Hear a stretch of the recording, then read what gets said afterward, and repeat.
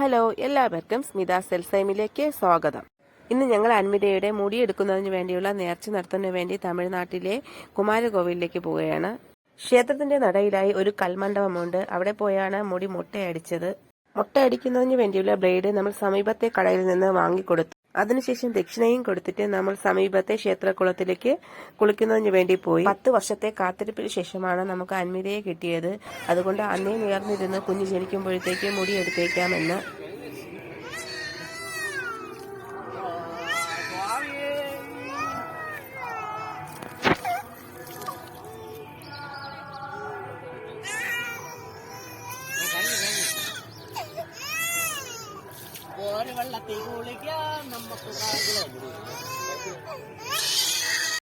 കുളിപ്പിച്ച ശേഷം കുഞ്ഞിനെ നേരിയ തുടിപ്പിച്ചു. അതിനുശേഷം ആ കുളത്തിന് സമീപത്തായി തന്നെ ഒരു കുഞ്ഞ് ഗണപതി ക്ഷേത്രമുണ്ട്.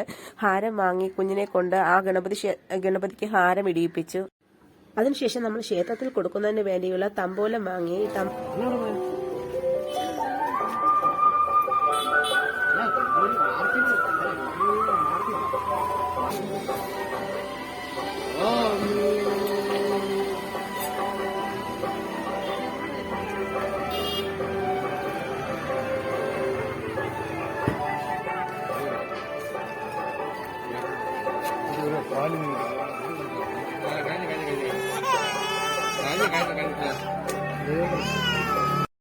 കുഞ്ഞിനെ തലയിൽ ചന്ദനം പൂശിയതിനു ശേഷം പിന്നെ നമ്മൾ ക്ഷേത്രത്തിനകത്ത് കയറി വീഡിയോസ് ഒന്നും പിന്നെ എടുത്തില്ല.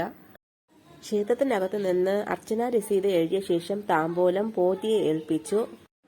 പോറ്റി നമുക്ക് പ്രസാദം തന്ന ശേഷം പിന്നെ ചുറ്റി എല്ലായിടവും തൊഴുത ശേഷം നമ്മൾ പുറത്തേക്ക് ഇറങ്ങി. അവിടെ ഒരു കുരങ്ങനുണ്ടായിരുന്നു. ആ കുരങ്ങനെ നമ്മൾ കിട്ടിയ പ്രസാദത്തിൽ നിന്ന് നമ്മൾ പഴം നൽകി.